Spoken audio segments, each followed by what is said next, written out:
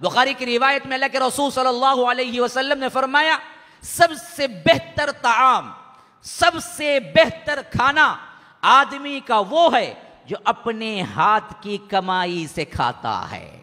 اللہ اس پہ بہت اجر رکھا ہے۔ اپنے ہاتھ کی کمائی سے کما کے جو کھاتا ہے وہ سب سے بہتر کھانا ہے۔ اور میرے بھائی داؤد، اللہ کے رسول کہتے ہیں میرے بھائی داؤد علیہ السلام وہ سب سے بہتر تجارت کر کے اپنے ہاتھ سے بنا کے کھایا کرتے تھے۔ وہ زرہیں بناتے تھے، لوہا لے کے، جو لوہے کے اندر حفاظتی جنگ کے میدان میں جو کوٹ پہنا جاتا ہے اسے زرہ کہتے ہیں۔ تو اللہ تبارک و تعالی نے یہ صنعت سکھائی تھی حضرت داؤد کو۔ حضرت داؤد اسی کی تجارت کرتے تھے کہ وہ لوہا لے کے زرہیں بناتے تھے۔ اپنے نبی اور بیٹا بھی نبی اور بہت اونچا نبی سلیمان، ایسا بادشاہ اس سے پہلے نہ کوئی ہوا نہ اس کے بعد کوئی ہوگا۔ ہواؤں بھی مسخر تھے ان کے انڈر میں، پرندے بھی مسخر تھے اور جنات بھی مسخر تھے۔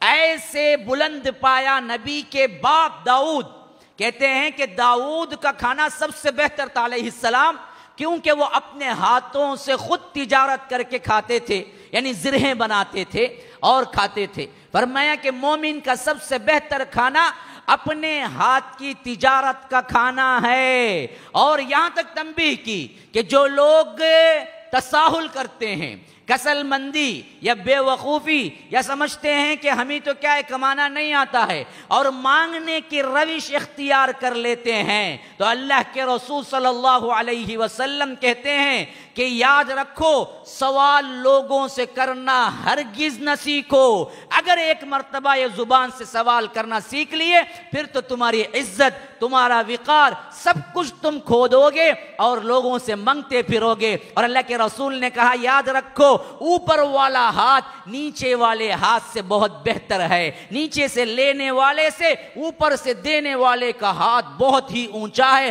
اللہ کے رسول نے کہا باوجود تمہارے پاس کمانے کی سکت ہے، باوجود اللہ نے ہاتھ پاؤں اچھے دیے ہیں، باوجود تمہارے صحت کے ساتھ جسم دیا ہے، تو تم پر لازم ہے کہ تم کوشش کر کے کماؤ، لوگوں سے سوال نہ کرو۔ باوجود صحت کے، باوجود ہاتھ پاؤں اچھے ہونے کے کوئی شخص مانگ کے کھاتا ہے تو اللہ کے رسول صلی اللہ علیہ وسلم نے کہا کل قیامت کے دن بغیر گوشت کے، بغیر چمڑی کے، سوائے وہ ہڈیوں کا ڈھانچہ بن کے آئے گا۔ لوگ پہچان لیں گے یہ وہ فقیر تھا جو ضرورت نہ ہونے کے باوجود بھی مانگتا تھا۔ آج ہمارے بہت سے لوگوں نے کیا ہے پیشے کے اعتبار سے غریبی خود اختیار کیے ہوئے ہیں۔ یہ ہماری لائن جو لگی ہوئی ہے، رمضان میں آپ دیکھتے ہیں اٹھے کچھ اچھا جسم، حتیٰ کہ بے وقوف اور بے غیرت اتنا بنتا ہے کہ بیوی کو بھی ساتھ میں لے کے پھرتا ہے اور مانگتا پھرتا ہے اور سمجھتا ہے کہ یہ اچھی راہ ہے۔ اللہ کی قسم یاد رکھیے ایسے لوگوں کے لیے اللہ کے رسول صلی اللہ علیہ وسلم نے کہا کل قیامت کے دن خالی ڈھانچہ آئے گا، گوشت نہیں ہوگا ان کے اوپر، اور ہر کوئی حشر کے میدان میں پہچان لے گا یہ وہ بدبخت تھا جو ضرورت نہیں تھی مانگنے کی لیکن یہ مانگتا پھرتا تھا۔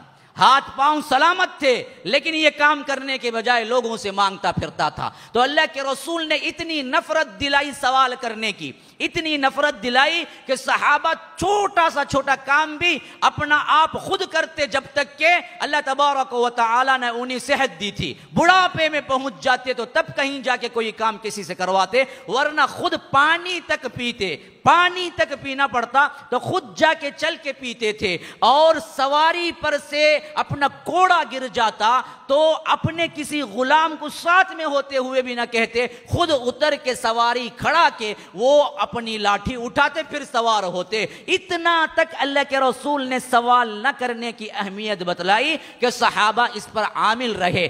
آج ہمارا ایک سب سے بڑا طبقہ اپنے طور پر مانگنے کا پیشہ اختیار کر چکا ہے، اسی وجہ سے لوگ دینے والے بھی جھجکتے ہیں، یہ صحیح غریب ہے یا بناوٹی ہے۔